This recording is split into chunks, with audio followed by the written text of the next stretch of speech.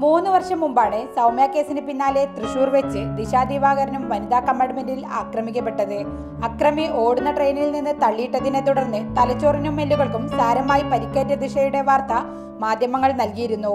പല സുമനസുകളുടെയും സഹായത്തോടെയാണ് ചികിത്സ നടത്തിയിരുന്നത്.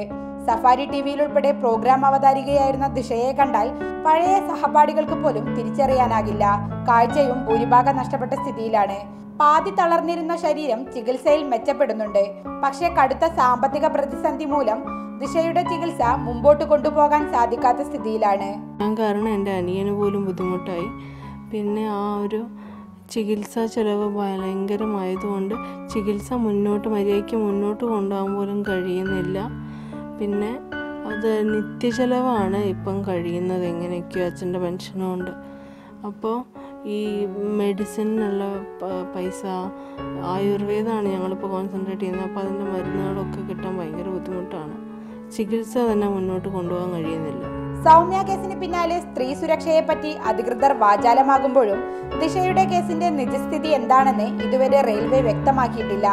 നഷ്ടപരിഹാരം നൽകുമെന്നറിയിച്ചിരുന്നുവെങ്കിലും ഇതുവരെ ലഭിച്ചിട്ടില്ല. ചികിത്സ തുടരാനായില്ലെങ്കിൽ അസ്തമിക്കുന്നത് ഈ